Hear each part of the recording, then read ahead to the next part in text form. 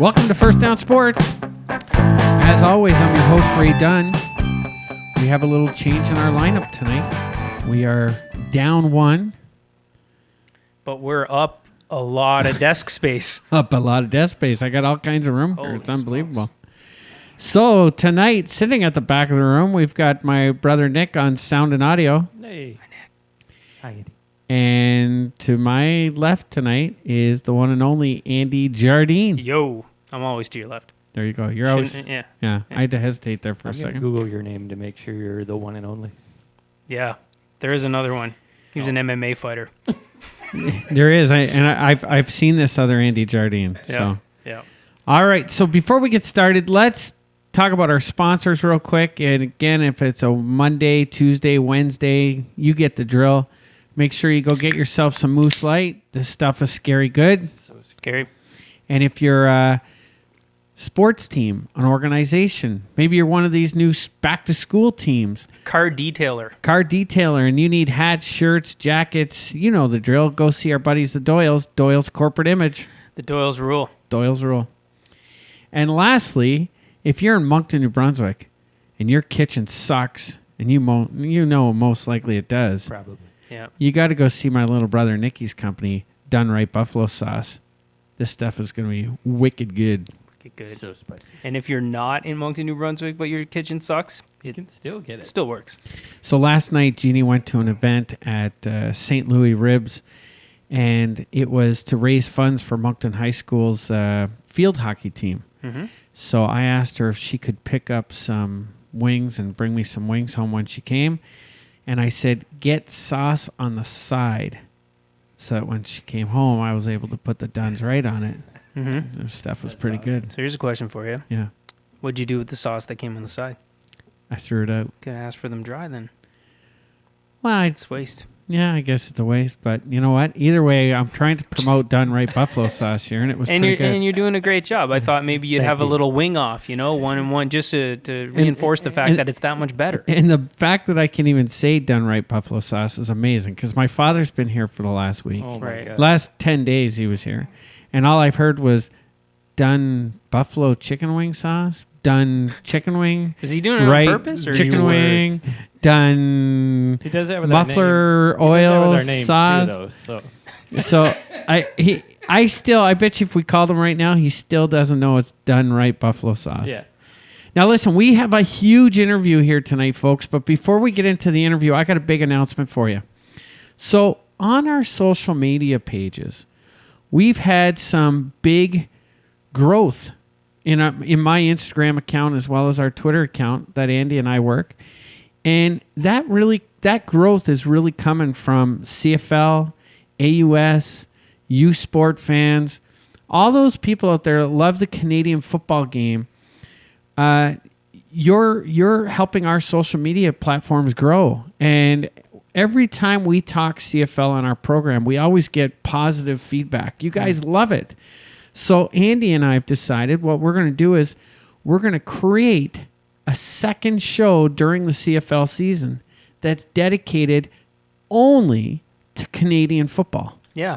There's been a great response when we do talk about it. And I mean, we really cheap out on it. We're like, we give them maybe 10 minutes of talk. I mean, it's great when you've officiated a game. We talk a little bit about the AUS scores, and then we run through CFL and we're done.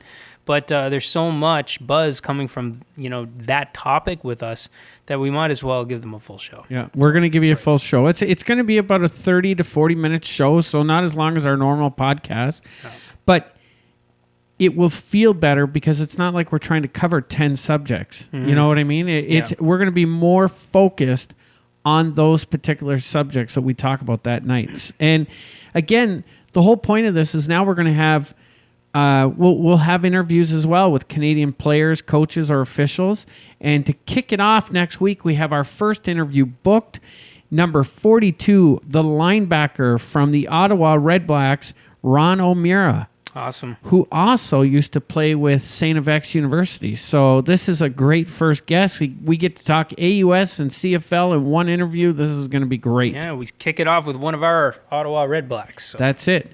Now, as far as our current show, nothing changes. We'll still be putting this show out every week. We'll be focusing on the NFL, NHL, as well as all the other major sporting topics that you want to hear our opinions on.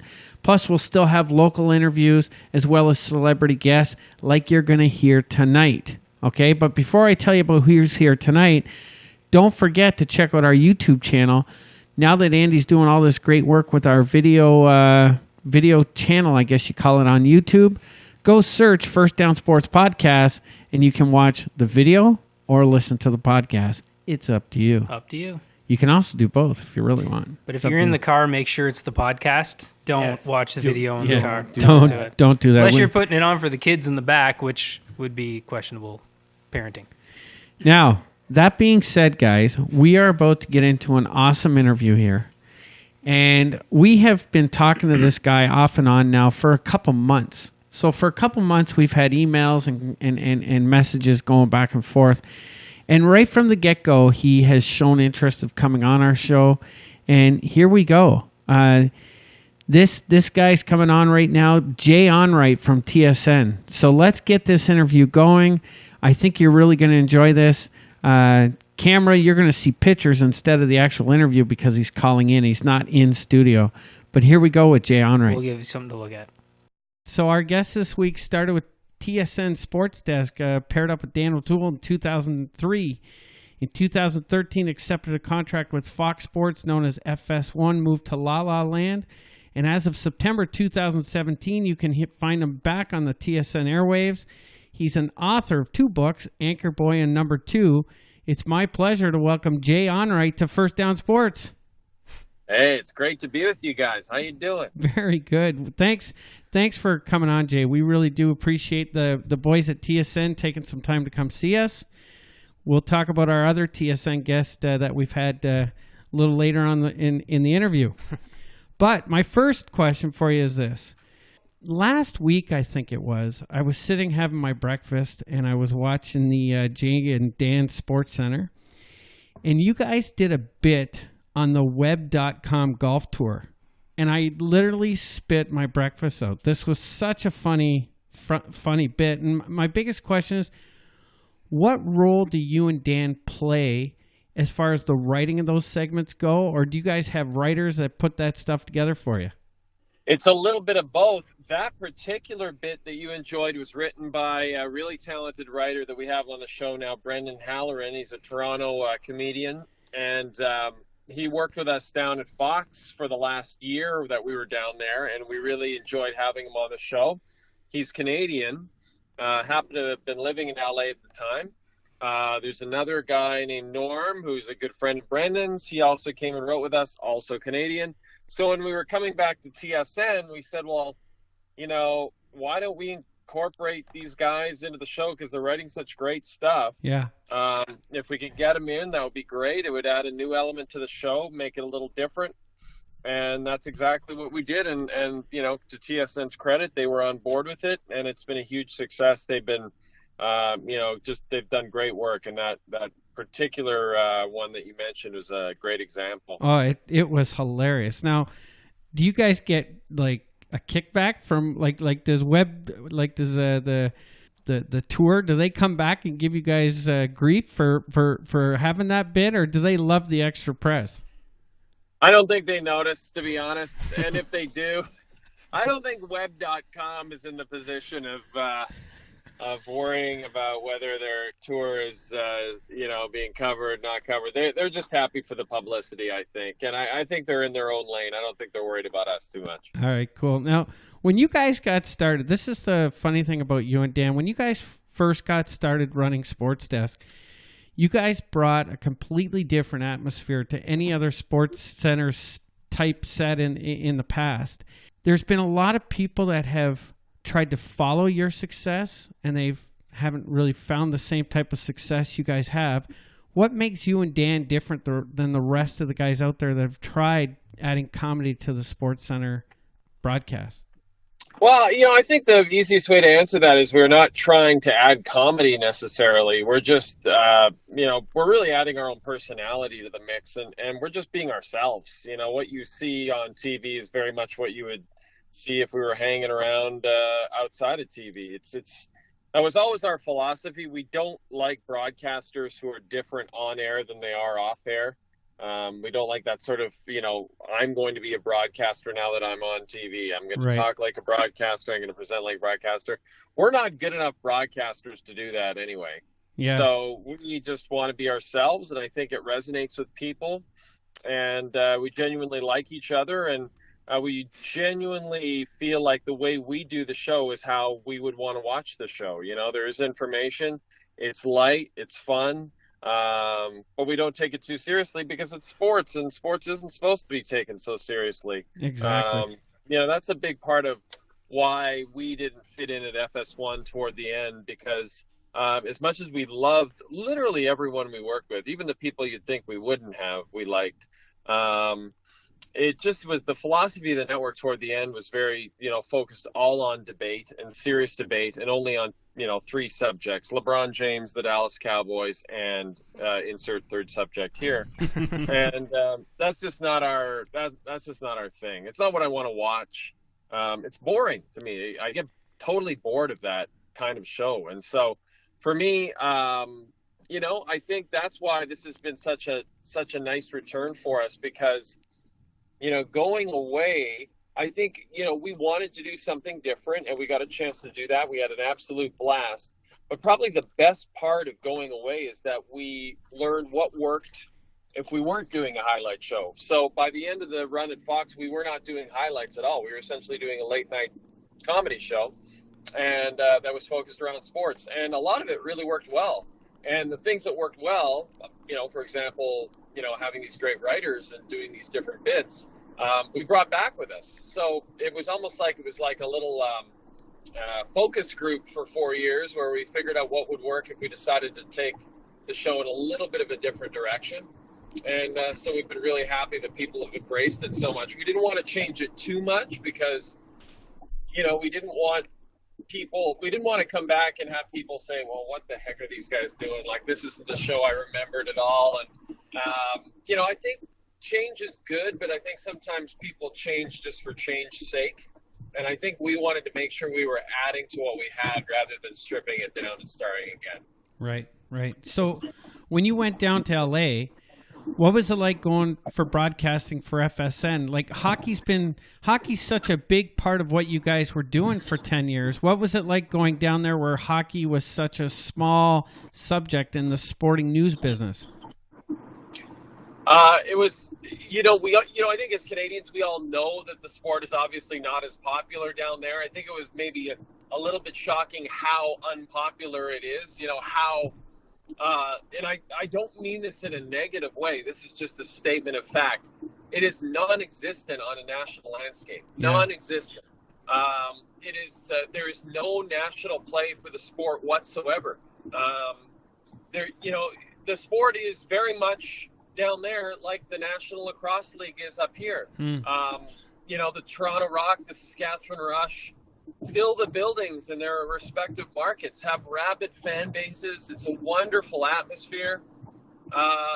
Get zero highlight time on a national sportscast and never get talked about on the radio.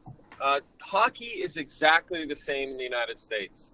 In LA, the Kings fill the Staples Center, have great crowds, really great fan base, obviously lots of success over the years. Different players have come and gone.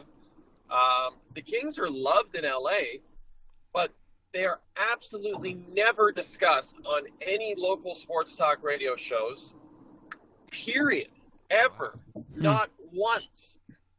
We got there in 2013. They won the Stanley Cup. They were never discussed once. Wow. So, there's just no recognition outside that hardcore group. So that was probably the biggest surprise to us.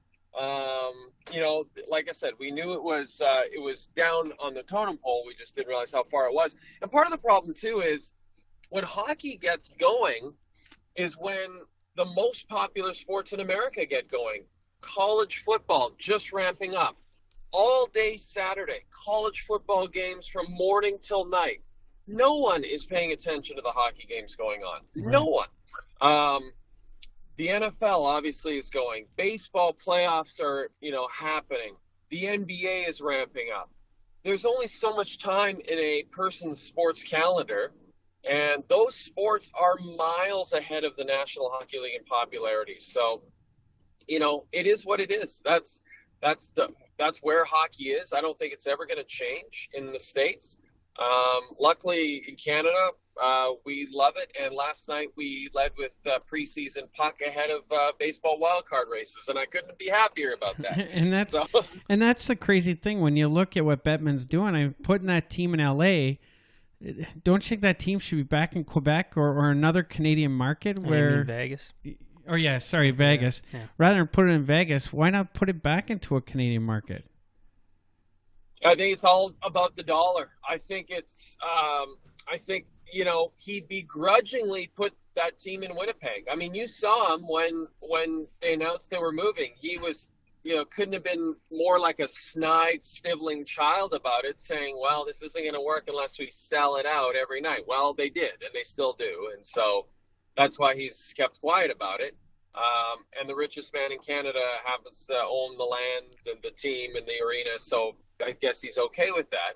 In Quebec, I guess, the fact that a super rich guy wants to bring a team there just isn't enough, and again, I think it comes back to the dollar. I think, the 7 Canadian teams were, basically providing a third of the NHL's revenue, and the dollar was high. I don't know what it is now. Yeah. I think if the dollar was at par, I think Quebec would have a team. But I think right now it's a trickier situation. And I think it will literally take Phoenix or Florida or Carolina or one of those places that barely has a team to finally give up and say, all right, who in Quebec wants it? And that's how they'll get it. The same way the Jets got the Thrashers, right? It was literally the Jets played it so perfectly too, right? They didn't. And by the way, so is Quebec. Quebec, you don't hear Quebec going out and saying, hey, why don't we have a team? Why don't we have a team? Because they're following Winnipeg's lead. Winnipeg wisely just stayed in the corner. Yeah. Everyone knew the building was there. Everyone knew they were ready. They just kept quiet, didn't try to rock the boat. And when the Thrashers were desperate, then they were like, hey, we got it. We got a building. If you want to come, it's great. Like they played it beautifully, and that's why they have the Jets back. So hopefully it'll happen. But I think, with Seattle developing Key Arena, I think they'd much rather go there first. And I think they'd rather stay in the States in general. I think that's the way it's going to be. And that's the way it's always been under Bettman. He's never really wanted to expand into Canada, period. Yeah, yeah. Here's a funny thing. When the whole FS1 thing was taking place, when it was falling apart, I remember watching you in a interview with Dan Patrick. And I remember, and even your podcast, I've always listened to your podcast, and I remember you guys joking around about the fact you were recording in a closet. And I even saw videos on YouTube, and I remember when you talked about a closet, it really was a tiny little utility closet, if you will.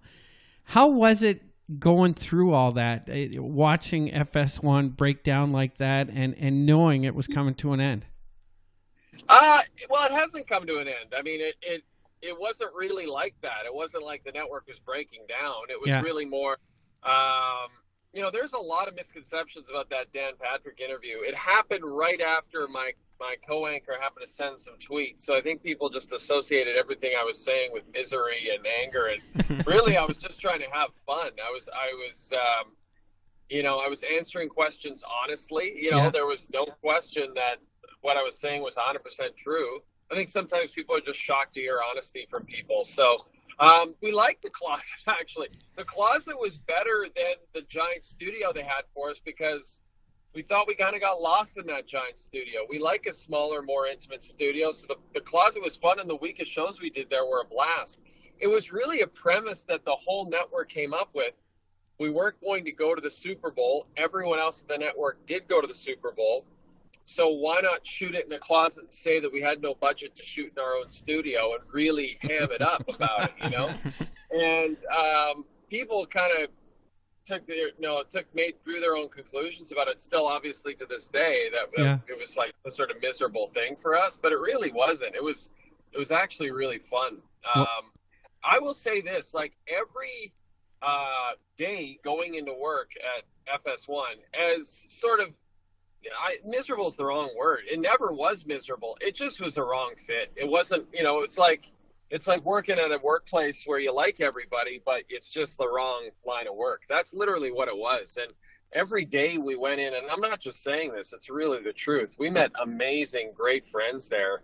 And that's probably why we didn't mind it and kind of tolerated the fact that from a career perspective, it was not the right move at all. right. So, sometimes you just get lost in the day-to-day of it. And from a day-to-day perspective, man, we were living in LA. The weather was good. I was 5 blocks from the beach, and I went into the Fox studio lot and talked about sports for half an hour a day and was home by 9 o'clock. Like, 0 people should feel sorry for anything that happened down there. Exactly. That sounds like a dream. So then you come back to TSN. When you came back to TSN, how did it feel walking back in the building? Had it felt like it changed, or was it the same place you left in 2013? Well, we actually are in a different part of the what we call the Scarborough campus. So they built us our own studio in a separate part of the campus. So it did feel a little bit different because we weren't back in the old newsroom where we did all those shows for all those years. But at the same time, lots of familiar faces. Everything about it has been really positive. And to be honest, I didn't know what to think. You never know when you go back to a place. Is it going to feel fresh? Is it going to, are you still going to have that enthusiasm? But it really has been remarkable how enjoyable it has been for several reasons. One, we're doing a different show. It's similar enough that's comfortable, but for the viewer, but it's different enough too that I think it feels fresh. It's in a different part of the building, and then our crew's incredible. We seem to luck out with good crews, and I think by now the people we work for know the types of people we want working on the show. We don't want hardcore bros. We want pretty chill people, and we want people who understand the philosophy of how we do the show. Yeah. And we've found them, and so we're very fortunate. So yeah, all in all, I just can't say enough good things about the experience. It's been really fun. Well, that's awesome. Now, look, we'll let you go here in a few seconds, but anytime we get somebody of stature on our show, we always leave them or get them to play a quick name game with us. So, just in a few words, I'm going to name a couple guys. Give me what your thoughts are on them in a couple words. So, first of all, I assume down with Fox Sports, you must have met Joe Buck. What can you tell me about Joe Buck? Super nice. Didn't get to know him too well, so I'm not going to pretend I did. But what came on the podcast, was terrifically kind, loved around there, around Fox. I usually base it on how much do people at the network like the person that you're asking me about, and they love him. So, has he taken a lot of hits in the media over the years and for fans? Absolutely. But he's got thick skin and he's still doing it. So more power to him. Yeah, I love Joe. He's very professional. I think he's great. Now, this guy, James Duthie, loves this guy. How about Skip Bayless? So I have a quick Skip story. I tell this to everybody. Skip came in. I saw him for the first time. He was walking by our dressing room. He came right up to me. He said, "Jay, I'm a big fan of you guys." And of course, I'm startled. I'm like, Skip Bayless. I guess I'm supposed to not like this guy, but I'm not that person. If someone does a show in a way that I don't necessarily agree with, or even just don't love their work, doesn't necessarily mean I'm not going to like that person. So I always give people the benefit of the doubt, even if they have a bad reputation in the industry. I've found that happens a lot, that people have a bad reputation in the industry. People will just treat them badly without even giving them a chance. So anyway, Skip says, "I'm a big fan." I immediately blurt out, "Oh, I'm a big fan too, Skip." And Skip replies, "No, you're not. It's fine." And keeps walking. And so I thought that was pretty funny. He's very self-aware. He knows his, not to say it's an act, but it is an act in a lot of ways. Skip's an intelligent guy. He knows exactly what he's doing. Yeah. And it's obviously worked out very well for him. And to his credit, Skip was the only guy and I mean only guy to this day, that came to FS1 and really made a ratings impact. The only one. I mean, we hired a lot of amazing broadcasters and a lot of well-known ones, but Skip was the only one who really brought ratings. So say what you will about him, but numbers are numbers, and numbers don't lie. Well, I was glued to watching him over the summer during the whole McGregor Mayweather fight. The conversations between him and Shannon, they were fantastic. So he's definitely entertaining. Now He is. He's an entertaining guy. There's no question about it. I mean, it gets a little much after a while. Like I said, I just wish they'd talk about different subjects. The LeBron stuff, the Dallas Cowboys, all NFL season. I'd love him to switch that up. But he talks about the things that move the needle. That's the way it goes with Skip. Well, it's funny you when you say that, because the biggest problem I have with regular, all the national talk shows across the states is I find they're all talking about the exact same thing day after day after day, 3 hours a day. I don't know how these guys do it 5 days a week, 3 hours a day. I've been TV for 20 years, and I don't know how they do it either, to be perfectly honest with you. I that's why I really say it. When I say I admire them, I genuinely mean it. It's not easy to do what they do. It's easy to hate on them, but it's difficult to do what they do, and it makes an impact. Why does it make an impact? I do not know, but it does. So, hard to argue with the way the programming went at FS1. They're just giving the people what they want. Yeah. All right, couple more. Jeremy Taggart. Just the loveliest guy on the planet. We're so happy he came into our lives. Funny, super intelligent. Love his podcast with Jonathan Torrens. I've already read his book that will be coming out very soon called Canadianity with Jonathan. I highly encourage your listeners to pick it up. It is terrific. And I know they're going on a podcast tour. I couldn't say enough good things about Jeremy Taggart. Yeah, I listen to them every week, and I'm really excited about the book. And I heard your thoughts on it on your show too. I was very pleased to hear him be your final mystery guest on your first show back for 3.0. It was great. Yeah, he's just one of these guys. People come into your life and they become more than colleagues; they're friends. And he's someone I would definitely call a friend first. He's just been awesome over the years. That's great. Now, this next guy, he's big to our podcast because he was one of the first people that I contacted to say yes and come on. He's been great to us. But tell us a little bit about James Duthie. He's another terrific person, and terrific to allow us to continually ridicule him on national television almost mercilessly. It's kind of similar to what I said about Joe. You would not find a single person at TSN who would say a bad word about James. Yeah. So, that sums it up. When you think of the profile he has, the position he's in, to literally have not one bad word said about him, it's almost weird actually how great he is. So. He's been great to us, and we love having him on our podcast too. He's hilarious. Yeah, you need to put in a good word with the Silver Bullet, because when James came on this show, I wouldn't say he was envious. I think he was just flat out annoyed that a little operation like this had a beer sponsor and he didn't. And I was listening to the beginning of his podcast on the way over here today, and he sounds quite annoyed that you guys have one. Yeah. Well, all you have to do is leave for LA for 4 years and you get a podcast sponsor. It's as simple as that. That's awesome. And last, but I can't let you go without telling us a couple words about Dan O'Toole. Yeah, he's an interesting guy. I will say that. Dan is always, I will say, never get bored working with Dan. Always interesting. Nicest guy on the planet. Great dad, great with his kids, and just wants to make good TV. Just wants to have fun. Gets cranky once in a while. It's hilarious. He's always coming up with different ideas.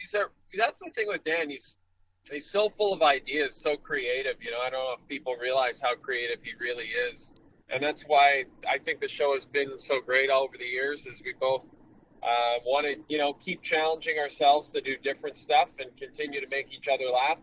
And we keep doing that, and that's why we keep doing the show, and also the money. Jay, I have to ask: is the 40-foot slide real? And if so, have you seen it in person? I haven't seen it in person. I've seen pictures of it. It is real.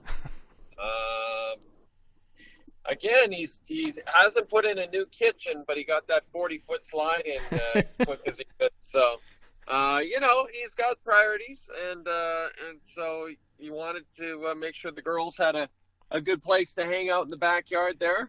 I was just confused, like I said on the podcast, because I assumed that the slide was going into the creek behind his house. Yeah, that would make sense to me. The fact that it is going under dirt is problematic, but I'm assuming he'll get some protection down there for their bodies. At least I hope he does. The other big question I always had about Dan is, what is this guy's real height? Because when I see him stand around you all the time, he looks 4'8" tops. How tall does this guy really stand? He's 5'8" and a half. And the reason I know that is because we measured him once when we were filling in on the radio on TSN radio, and we actually measured twice just to be sure. But yeah, he is 5'8" and a half. 5'8" and a half. Breaking news right there. Breaking news. There it is. Yeah. So he always says that's average height. So I'll take his word for it. Awesome. Well, one last thing I need from you before I get you out of here. My brother Nick has been on me from the second I told you were coming on.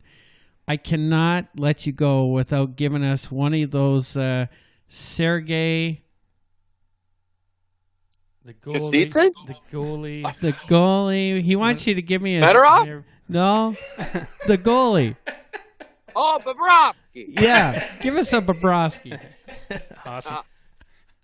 Bobrovsky. There you go. Perfect. All right, Jay. Well, listen, I really appreciate you taking the time to come on to our show. We love the Jay and Dan podcast, and we've been watching the Sports Center every morning.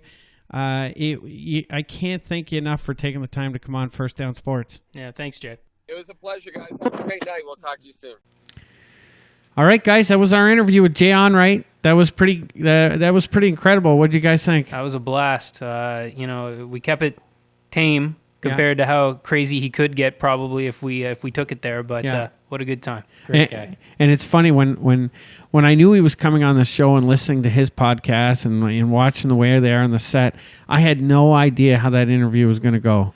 It was one of the interviews I can always prepare and have an idea of how I'm going to run this thing, but I really had no idea where that was going to go. Yeah, he was great. He was raring to go. It was awesome. Yeah, it was awesome. All right, let's get into some local sports. We have a ton of stuff to get through here tonight.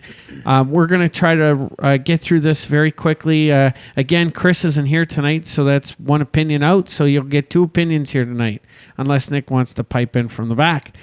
First local sports item we're going to talk about is AUS football. So Atlantic University Sport saw two big games this weekend. First of all, we had St. Mary's at Acadia University. St. Mary's scores 17 second-half points to come from behind and win this game 17-10. Although with 3 minutes left to go in the game, the Axemen moved the ball the length of the field to the Husky 7-yard line, and on third down, Cody Cluett throws an interception, putting an end to this game. That sucks when that happens. Tough. Now, Khalib Scott, who is the quarterback for St. Mary's, he goes 15 for 34, 272 yards, 1 touchdown, 2 interceptions, and he also runs for 98 yards. Big game. The running back of the other runners, one of the running backs next to his 98 yards was 1 rush for 4 yards. Wow. So he is the quarterback and running back of this team, bar none. It all goes through him, for sure.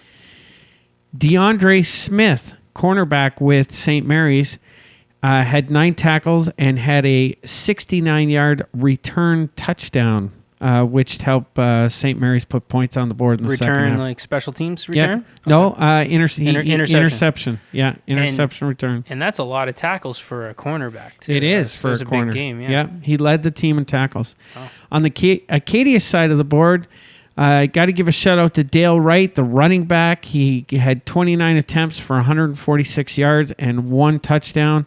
And just a quick shout out to a couple Moncton boys. Rory Kelly, who is a friend of our show, had a couple tackles, and Caleb Ryder, 2 catches for 27 yards. So that's your boys. St. Mary's versus Acadia University. St. Mary's is off to 3-0 into the AUS. Now, this was a big game, and this is the game I was working. Didn't know how this game was going to go. This was Bishop Gators visiting the Mount Allison Mounties. What a game. And Bishop's was 0-2 heading into this game. Yep. Okay, they haven't won a game yet in the AUS. And this game was such a crazy game with so many different storylines within the game. It was amazing. The very first half was a very low-scoring game. Only 13 points total were scored in the first half. Bishops took the lead of 10-3 heading into half.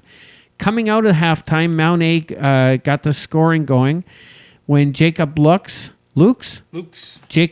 hits Quinn LeBlanc for the first of his 3 touchdowns of that night. Late in the quarter, Mount A was up. Late in the fourth quarter, the Mounties were up 24-10 when the Gators began to drive the ball the length of the field to score a touchdown, making it 24-17 with 2 minutes remaining in the game. Which in Canadian football, 2 minutes is a lot of time. Because unlike the U.S. football, in Canadian football, when you're under 3 minutes in the second and fourth quarter, you're going to see this on every play. The clock stops on every play. That confused me when I was watching week 1, and I quickly caught on to it. Like running plays, and the clock was stopping. And I couldn't figure out what was going on, or even on a completed pass where he didn't run out of bounds. I was like, what's happening? And then I quickly figured it out. Once the ball is set up for play and the ball goes dead in bounds, the referee's going to wheel that clock in right away. Right away, okay. If the ball goes out of bounds or it's incomplete, then you'll see the referee hold his hand up, and the time doesn't start until the ball is snapped, which you'll see the hand come down. That's how timing works in Canadian football. So 2 minutes is a lot of time with the fact the clock stopping on every play. So here we go, back to the game. So 24-7, 2 minutes left in the game. Mounties come out with the ball. They go 2 and out and have to punt the ball back to the Gators. The Gators get that ball, drive back down the field, and the second last play, receiver went into the end zone. There was 3 flags for pass interference. One of my flag was one of them. And so that gave them first down at the 1. They run it in on the last play of regulation. They run it in for a touchdown.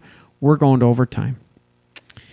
In overtime, and we'll talk a little bit about this real quick, Bishops decides to go first. They get the ball at the 35-yard line, and they get to keep moving the ball until their possession ends.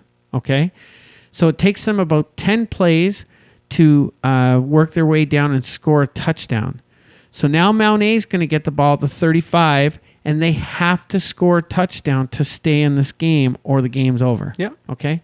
And on the very first play of that possession, Lukes throws the ball downfield to Malik Richards, scores a touchdown. We're heading into double overtime. First play. It was amazing. First play, one play. Just a go route, gone. Just wow. And he didn't hit his receiver. Like, I'll get into stats here just real quick in a second. So now we get into the second overtime, and Bishops is going first again.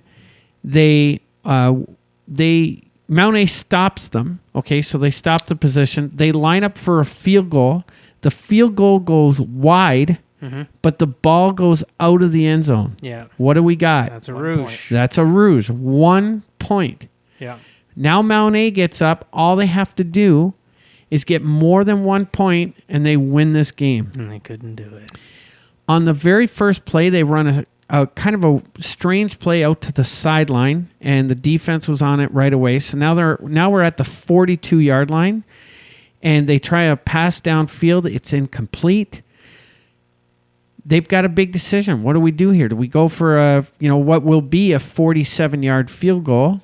Which he was knocking every single one in. during when he was practicing before the game. In He even pregame hit one scrimmage. from the 55-yard line. Wow. Hit one from there too. So instead of going for the field goal, they sent out the field goal kicker to kick a punt. Yeah. The punt comes up around the 5-yard line. Ball was recovered by Bishops. Game is over, and Bishops gets its first win in the AUS in double overtime. So what were they thinking with the punt? I don't know. I No. have no idea. Well, they're hoping he can get it into the end zone Eh. deep enough that it stays in the end zone, so they get the They one get the point, one and then point. we go to And that kicker, The he third. did have a big leg. Like Yeah. either punting But or would a- kicking. Like he had a huge leg. Would a place kicker not have a better chance, even with the Yes. snapback? He'd have a better chance to get it in there in a place kick than he would as a punt. I would think because the ball's coming at a lower trajectory than a punt would. Yeah. Right, And I so- mean, you're running. Yeah, it's a completely different. Okay. Well, Tough way to lose. Yeah, for sure. One question to clarify about the Rouge I've been wondering for a bit. If you kick the ball into the end zone and it lands in the end zone, but rolls out of bounds in the end zone about midway through, that's still a Rouge, right? Still a Rouge. The biggest question with the Rouge is, how did the ball get into the end zone, and did the ball come back out of the end zone? Right. If the answer is kicked in and no, it's a Rouge. Yeah. Okay. So just give you an update on standings. St. Mary's 3-0, Acadia 2-2, Mount A, Bishops, St. FX are all 1-2. All right. Okay. Games this weekend, you've got Acadia's off this weekend. You got St. Mary's at Mount A on Saturday, and you got St. FX at Bishops. So, All right, let's go, Mounties. We'll Come see on. how it goes. Let's get one at home. Just before we get off local sports, we have a couple topics we have to talk about in the golf world. There's one in particular we're ready for. I've So only heard it a couple times. Yeah. Friday afternoon, my father, Ray Dunn Sr., says to me, Junior, why don't we play one more round of golf before I go home? Now, I got an AUS game that night, this Mounties game we've just been talking about, but I said, you know what, Dad, we can probably squeeze one in. Let's go out to my course. Well, there's a tournament there. So we end up driving out to Petty-Kodiak, and they squeeze us on, and we get out. And we're having fun. We're playing we're just playing a regular round of golf, and I'm not really focused on score or anything like that. I shoot a 40 on the front. And I said to myself, I want to finish in the 70s today. Now, my father's not having the best day out there. I heard that, remember the day we played with him at Hillsborough? I do. There wasn't a whole lot of cursing from Dad that day. He was really enjoying himself. Well, this Friday was not really the case. I saw a couple breakdowns, and I mean a couple mental breakdowns on this Friday. But we get to hole number 17. It's a par 3 over a gully, greens up on top. It's a blue flag, and it's listed at 148 yards. So I figured it was 150-ish yards.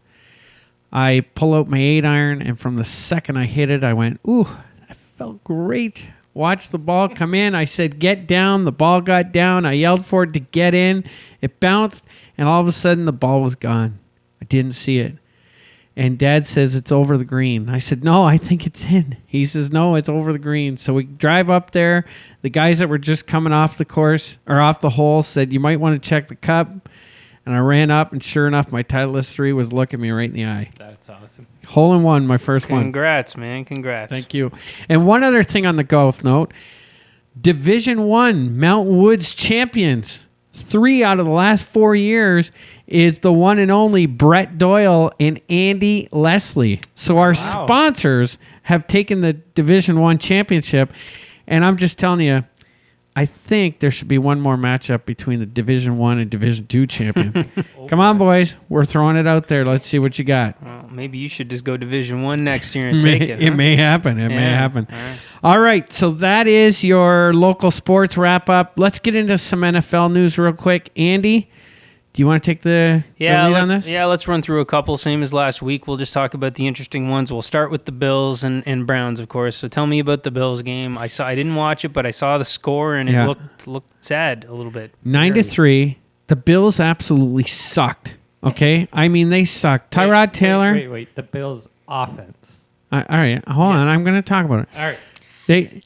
Tyrod Taylor sucked. 125 yards, no touchdowns, no interceptions. Okay. He did have 55 yards rushing as well. LaShawn McCoy, whoever had him in their fantasy lineup, I feel bad for him because he had 9 rushing yards. Oh, boy. Okay. Woo. But that being said, the Bills defense played so good that the Bills had a chance to win this game.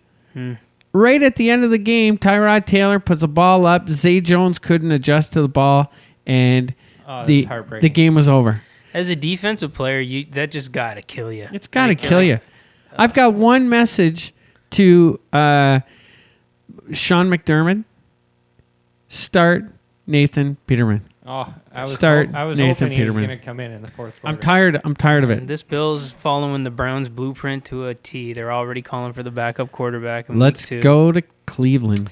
Oh, the Browns game. I don't even want to talk about it. So they were playing the Ravens. I wasn't expecting great things. I thought they had a pretty good chance based on the fact that their defense was playing so good and the Ravens' offense wasn't. But the rookie played like he played beyond rookie level. Like 3 picks.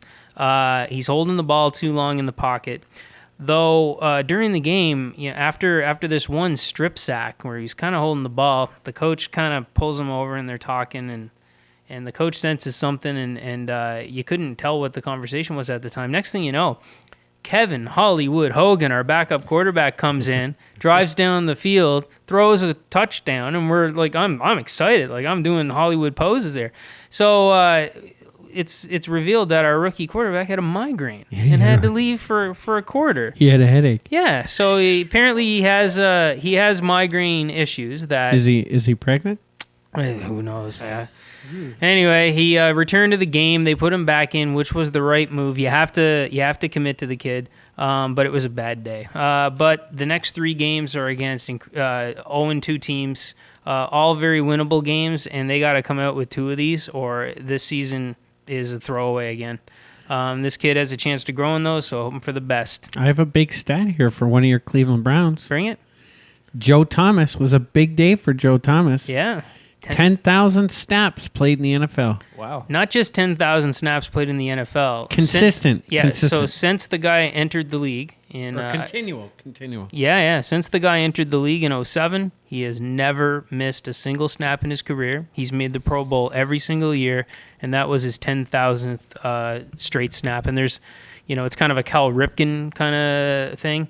And there's nobody even close. Though there was I can't remember his name, but he was a Jets offensive lineman that had a similar thing going. But back when Eric Mangini was the coach, they tried to run some gadget play at the very end of a season. There goes the knee. And they took him out. No, no, he just wasn't on the field for it. Oh, really? Okay. Which means he missed a snap. So. Wow. So let's just get past these. All right. Yeah. So I want to talk Broncos Cowboys. Yeah. Wow, what a game! Crazy. Simeon, 4 touchdowns, 1 interception. He was playing lights out. Like he's starting to really look like one of the good ones in the league if he can stay healthy. But what blew me away is Zeke Elliott had fewer yards than he had attempts. He had 8 yards on 9 carries. Dak Prescott ends up having to throw the ball 50 times. You don't want to be stuck doing this against the Denver defense. No, exactly. And the Broncos just handle business. What did you think of that game? The worst game of Elliott's career, period. Oh, easily, yeah. We just talked about McCoy, 9 rushing yards. Well, that looks great compared to the 8 yards that Elliott had. Mm-hmm. Von Miller has 2 sacks. But the thing I could say about the Broncos in this game, it wasn't just their defense. Their offense was great. Their defense played great, and their special teams were awesome. Yeah. Denver looks like the real deal this year. I mean, we talked about how Kaepernick should be going to the Broncos. They are fine with Simeon. Yeah, he played very productive. As long as he can stay on the field. The next game I wanted to touch on was Pats Saints. Now, again, I hate talking about the Patriots, but they end up being in interesting games. Now, my upset of the week, and by the way, I kind of called this just because my lock of the week was so easy. I wanted to stretch a little bit. Was the Saints taking care of the Pats?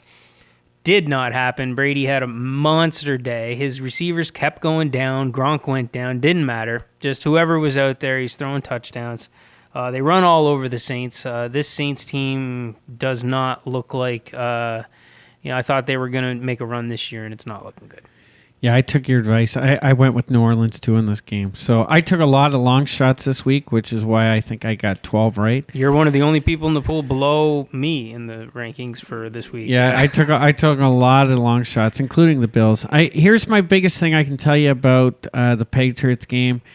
Tom Brady said in a quote, "Being 0-1 for a 10-day break felt like a year." So my biggest question is, how long did Deflategate feel like? Yeah. And my only comment to that is, shut up, Tom. Shut up. Shut up. And we're going to move off your game right now. All right. Falcons-Packers, there was a lot on the game. Ray and I were playing in versus each other in a fantasy league. He had Ty Montgomery. I had Jordy Nelson. And you had kicker, defense? Yeah, you had two players in the game anyways. Oh, I had Hooper. Tight end. The tight end. Hooper. Montgomery has, I think, probably his best game, and Jordy Nelson goes down. Ray ends up just stomping me on the week. By the way, Ray had Tom Brady too, who just had a massive week, 60-some points in a. Yeah, and I remember come draft night how I got ridiculed for taking Tom Brady so early. I did not fully understand how quarterbacks earn points in this league, but now that I know how quarterbacks do rack up points, my question is, why didn't somebody take him first overall? They earn way more points than wide receivers and running backs in this league. It's because they all do, right? They all earn points the same way. So, I mean... Yeah, but it's escalated in this league that we're in. Carson Wentz... 68 points by Brady. Carson Wentz had 56. So if you can get Carson Wentz later and actually get position players that are good, that's why he doesn't go. But I think most of the ridiculing took place because you were the Bills fan and you hate Brady and you went up there and did that. Well, and then followed it up with his receiver, who I'm sure you're still ready to trade. I'm still looking to trade him, boys. I'm still looking to trade him. I know there's a deal out there somewhere. Yeah. So what a great, the Falcons defense looked great. Rodgers had to throw the ball 50 times, which is normal for him. So you don't take that as a negative with Aaron Rodgers. But Devonta Freeman ran all over them, and Atlanta just took care of them. Yeah. Listen, Atlanta's the NFC champion. They're going to be strong this year. Their defense is young. They're fast. That's the thing I love about Atlanta's defense more than anything is how fast their defense is. They're going to be successful this year. The biggest question is, will they be able to keep that up throughout the length of the year? I don't know about that. Yeah. Rodgers always finds a way, even last year, how crappy they started out last year. He still found a way to get into the playoffs. He said we have to run the table. Rodgers, this game is not... Green Bay's 1-1 now. This is not a huge loss for Green Bay. No. But this was a very, very important game for Atlanta. Yeah. After that Super Bowl loss, this was their first big contender. They needed to win this game to make a statement, and they made that statement. Yeah, and I like how they played. And the only thing I can say about Green Bay is coming out of week one, we heard so many people say, oh, looks like Green Bay has a defense. Think again. Yeah. So it's not terrible, but it's not what you thought it was. Last game, and we'll do it really, really quickly. Titans-Jags. The Jags have come back down to earth. The defense wasn't what it was before, and Blake Bortles is Blake Bortles, right back to himself. Throwing for something like 3 yards a carry, 3 yards an attempt, 2 interceptions. This threw the game away, and the Titans actually look legit finally. I think we should just do our listeners a favor and jump right over to CFL. Well, before we do that, who's your lock of the week? Oh, lock of the week. Lock of the week this week. Can I get to that in our final thoughts? Sure. All right, we're going to get to that in final thoughts. All right. Let's go on to the CFL. CFL. All right. So week 13 of the CFL just took place. Just give you a couple scores. Saskatchewan beat Hamilton 27-19. So that little 2 games running that Hamilton was on is over. Edmonton was up, but loses to Toronto 34-26. Yep. Edmonton, I've never seen a slide this bad. Yeah, it's getting They were 7-0. Mm-hmm.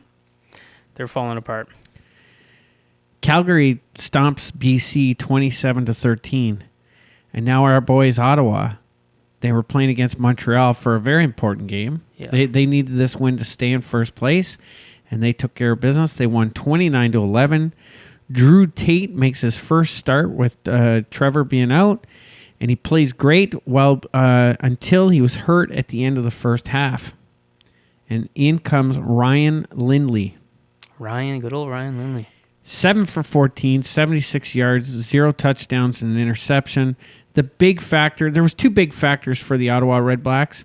William Powell, the running back, 25 yards or 25 attempts. And then Deontay Spencer returns a missed field goal for a 113-yard touchdown. Wow.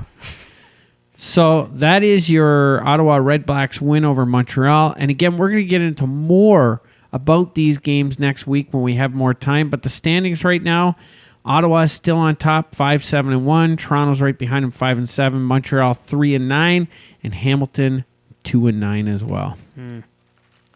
That was the East. That's the East. All right. Okay. What else you got? No. If you want to wrap this up, I'm going to. This will be graceful on the camera. Here are the games, so you can start to decide on your lock of the week. Okay. And I'll run you through mine. Start your lock of the week and your upset of the week. Upset of the week, which I just need to look right here for a second. But listen, you guys are going to hate my lock of the week, but I decided to risk it a little bit with both. So my lock of the week this week is Denver beating Buffalo. And I need to see my upset of the week again here, right? Sorry, and we'll give it right back to you. And my upset of the week, I'm going to go Titans over Seahawks because the Seahawks, they looked really bad in week 1. And that's when everybody said, hey, you know what? Green Bay has a defense. But then Seattle comes out and they can barely take San Francisco out. Very low-scoring game. Their offense is still falling apart. I don't know about Seattle. I hope they bounce back, but I'm going to call them getting upset. What do you got? I'm going to take in my lock of the week. Yeah. Lock of the week, I am going to take Pittsburgh over Chicago. Yeah. I think that's pretty straight. That's a good one. That's a good one. And my upset of the week is your Cleveland Browns over Indy. They're favored in Vegas. The Browns are favored. That's not even an upset, but I'll take it. I'll take it. Hey, I'm taking Cleveland. Yeah, you know what? I'm good with it. I don't think it's enough. I don't think many would consider it an upset, but I'm taking it. All right, awesome. I should have wrote. I saw the email to write them down. I looked after everything else. I just forgot to make my picks. But see how quick we can adjust here. It ended up somebody calling for a Cleveland win, so we're good. There you go. We're good. All right, before we close here, Andy, any final thoughts before we get out of here tonight? Yeah, I want to congratulate Scotty Chisholm, who was the big winner of Week 2 in our Pick'em pool. We pulled it off by 1 point. There was no tiebreaker, no flipping a coin, nothing, so you'll be hearing from us, Scotty. You'll be hearing from us, Scotty. Now, I don't know what the prize is this week, but I'm sure whatever it is, you're going to love it. You're going to love it. Nick, any final thoughts before we get out of here? Just one. Yeah. Oh, he's got something. Jack Eichel assisted to Pominville for his first goal back in Buffalo. Wow, that's great. That's right. Pominville's back in Buffalo this year. You're welcome for that one, folks. That's amazing. Yeah. All right. Well, before I get to my final thoughts, I just want to, again, thank our sponsors. Again, if you're going to have a beer Monday, Tuesday, how about a Friday or Saturday night? Go see Moose Light. Have a Moose Light. They're fantastic. They're scary good. Scary good. Fantastic good, scary good, all that. I don't have it written down. If you're a sports team or an organization and you need hats, shirts, pens, pencils, ties, socks, whatever, you go see our boys at Doyle's. Doyle's Corporate Image. Doyle's Rule. And lastly, and again, I cannot get away without talking about this because, again, I just had it on my wings last night. Mm-hmm. And through the other sauce. I didn't realize how bad my kitchen sucked until I had this stuff, Done Right buffalo sauce. See, I almost said Done Right chicken wing sauce. That is, you messed up. Yeah, Done Right buffalo sauce. In St. Louis, if your sauce sucks, which apparently it does, and it got thrown out, you know who to call as well. You know who to call. Get in touch with Done Right. All right, guys, before I get out of here, I just want to say a special thanks to all the boys this year out at Mountain Woods. I had another great season of golf out there. And don't forget to support your local football teams. Nick and I talked about this on Friday after the Mounties game. if I'm not working a game, I'm going down to watch those games because they are entertaining. They are entertaining. Yep. They really are. And same with your high schools, folks. If you want to see some good competitive football, go check out one of the local games. It's great football. Okay? Thanks to Jay Onrait and the guys at TSN. We can't thank you enough for coming on to our show. We really appreciate it. You guys have a great week. Enjoy week 3 of the NFL season. You missed.